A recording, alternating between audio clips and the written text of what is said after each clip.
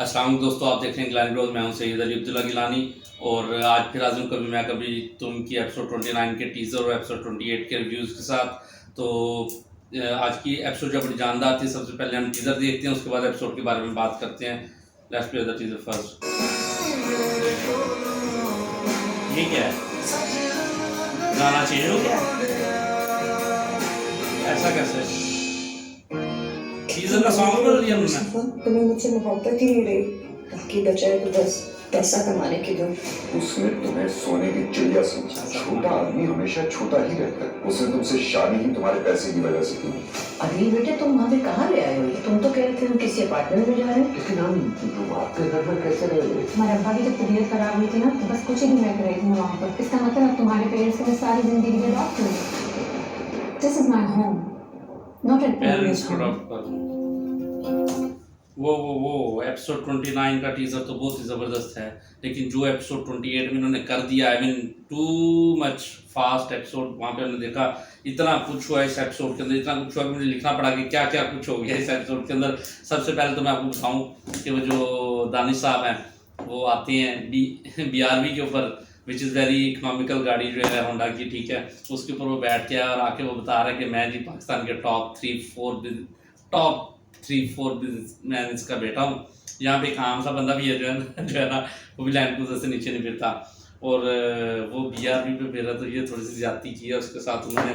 फिर जो यहाँ पे इस किस्म के लोग हैं ना, चलो ठीक है, वो मैं मान लेता हूँ जस्टिफाइबल है कि चलो वो गेमर है, वो उसका USA रह के है, उसका जेन सारा टोटल डिफरेंट है जी। वो कह रहा है मैं खुद ही काम करूँगा, ये करूँगा वो करूँगा, ठीक है, वो वाली बात भी होगी। फिर उसके बाद एक और पॉइंट है कि उसने क्या किया, उसने आगे कहा जी मैं ना एक तो काम शाम सारे करूंगा। अच्छा, इससे पिछले एपिसोड में हमने देखा कि दानिश ने मुझसे फ़ोन करके कहा कि मैंने एक बिल्डिंग रेंट पे ले लिया है, तो हम उसमें बैठ के बड़े आराम से काम शाम करेंगे। आई मीन बिल्डिंग भी उसने ली है, एक छोटा सा एक केबल टाइप है। तो इतने बड़े बिजनेसमैन के लिए इतना छोटा सा ऑफिस, और वो भी इतना कंजस्टेड सा, जिसमें सारे लोग एक ही टेबल के ऊपर घुसे हुए हैं, और इस तरीके से अजीब सिस्टम था। पर वो बात मुझे जो है ना हजम नहीं। उसके बाद जावेद शेख जो है वो हमने देखा कि 2 महीने हो गए इस बात को, वो कुछ खाता पीता ही नहीं है। उसकी बीवी आती है, पूछती है आपके लिए कुछ ना, वो कहता है नहीं मैंने नहीं खाना। और ठीक है, उसको हार्ट अटैक हुआ था, उसकी गर्दन की तरह का क्या ताल्लुक है? आई मीन वो गर्दन यूं करके बैठ रहा था। ये क्या है यार, ये कौन सी बीमारी है? तुम्हें हार्ट अटैक हुआ था, हार्ट अटैक के बाद तुम सर्वाइव कर गए, उसके बाद सब कुछ नॉर्मल है। थोड़ा बहुत अगर कुछ है भी, सर्जरी हुई है, ठीक है, सारा कुछ है, लेकिन उसके बावजूद इतना तो नहीं होता कि बंदा एकदम यूं हर टाइम यूं सुमन बुकमुन करके गिरा हुआ है। मेरी समझ पाया है, ठीक है। उसके बाद जो है ना, हमने देखा वो जो सेक्रेटरी है वो कस्टम वाला फ़ोन करता है, और वो मारूफ नाम है सेक्रेटरी का। फाइनली पता चल गया आफ्टर 3 एपिसोड्स हमें उसका मारूफ का नाम पता चल गया। कस्टमर ऑफिसर जो उसको फ़ोन करता है और कहता है कि भाई मेरे पैसे दो, 5 करोड़ रुपया उसने देना है अदील ने, कस्टमर वाले का। और वो बड़ा परेशान बैठा हुआ है, जितना बड़ा करोड़पति और इस टाइप का बिजनेस में उसको शो करवाया हुआ है, उसके लिए 5 करोड़ रुपया कोई अहमियत नहीं होनी चाहिए। इवन बैंक में कॉल कर वही दे देगा जितनी वो ट्रांजेक्शन कर रहा है।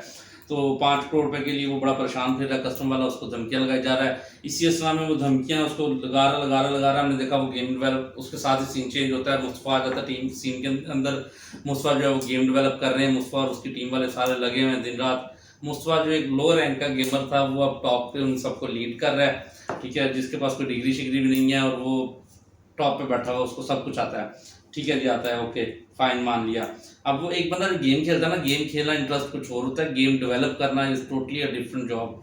तो बहरहाल ठीक है, उन्होंने तो दिखा दिया, उसके अंदर उसको कन्वर्ट कर दिया। समझ नहीं कैसे ऐसा पॉसिबल नहीं है। एक गेमर, कोई भी पाकिस्तान का बड़ा से बड़ा गेमर उठा के देख लो, उससे को ना एक सिर्फ और एक छोटी सी कॉम्बैट गेम बना के दिखा दो तो वो भी नहीं बना सकता। वो तो एक बड़ी हैवी वाली वो इन्फिनिटी टाइप की गेम बना रहा है, तो वो PUBG टाइप की, तो वो बड़ा मुश्किल है। वो ऐसा पॉसिबल नहीं है कि वो उसको डेवलप कर ले।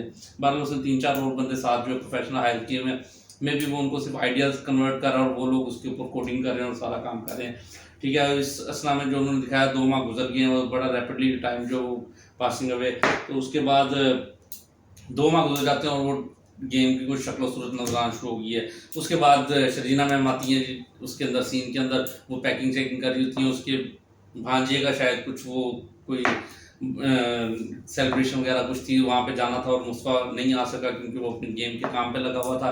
और यहाँ पे शर्जीना को तकलीफ होना शुरू हो गई है कि भाई तुम मुझे टाइम नहीं दे रहे, केयर नहीं कर रहे, फलाना टिंगा अरलम परलम। भाई क्या चाहिए तुम लोगों को?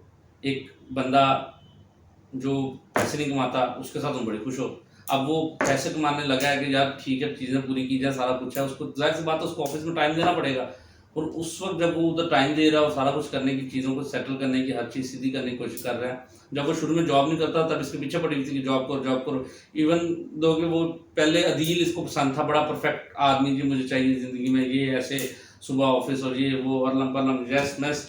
लेकिन अब जब वो मुस्तफ़ा अपने आप को बेहतर करने की कोशिश कर रहा है और अपनी लाइफ में उसने अपनी कुछ गोल्स सेट किए, उनको अचीव करने की कोशिश कर रहा है, तो उसको वो बात बिल्कुल पसंद नहीं आ रही। और उसके बाद हम देखते हैं कि वहाँ पे वो उससे ज़रा नाराज़ और उखड़ी और बड़ा अपने आप को थोड़ा सा डिस्टेंस मेंटेन कर लेती है। फिर मुस्तफ़ा की 2 लाख रुपये सैलरी है, वो बालकनी में खड़े होकर चाय पी रही होती हैं और वहाँ पे खड़े होकर बातचीत कर रहे हैं, बड़ा एरिया ऐसे है वैसे है, हमें यहाँ से चले जाना चाहिए। भाई देखो, गैस यहाँ पे भी आ रही है, बिजली यहाँ पे भी आ रही है, पानी के बिल भी यहाँ पे आ रहे हैं, इस घर में सारा कुछ आ रहा है सिवाय एक रेंट के। अगर तुम अपना घर चेंज कर लोगे, इलाका बदल लोगे, तो सिर्फ और सिर्फ एक रेंट का फ़र्क पड़ेगा, तो वो कोई फ़र्क नहीं पड़ता इतना सा। तो बंदा अपनी अब 60-70 हज़ार शदीना की सैलरी थी, 2 लाख मुस्तफ़ा की सैलरी है, तो अगर आप 20-30 हज़ार एक्स्ट्रा भी पे कर लोगे रेंट के लिए तो क्या फ़र्क पड़ जाएगा। एनीवेज उसने कहा जी नहीं, हम यहीं पे रहेंगे, इसी को अच्छा कर लेंगे। और हमने देखा कि उसमें काफ़ी कुछ तब्दीली आ गई है इन लेटर एपिसोड के, वो थोड़ा सा घर जो है अपग्रेड हो गया। तो फिर उसके बाद वो एक एसी ला के लगाया था और वो उस पर खुश है, लेकिन शर्जीना को उसकी खुशी वो नज़र नहीं आ रही कि यार मुस्तफ़ा खुश है, वो एसी लगाया है, उसके बारे में बातचीत करने की कोशिश कर रहा है कि एसी लगाया हुआ अंदर बैठ के खाएँ पिए। वो उसके दिमाग में कुछ और ही मनहूसत चल रही है, ये उसके दिमाग में कुछ अपना ही चल रहा है, पता नहीं क्या। तो वो उसको उसकी वो खुशियाँ नज़र नहीं आ रही कि वो अपनी अचीवमेंट्स जो है, वो गोल्स जो है वो अचीव करता जा रहा है स्टेप बाय स्टेप।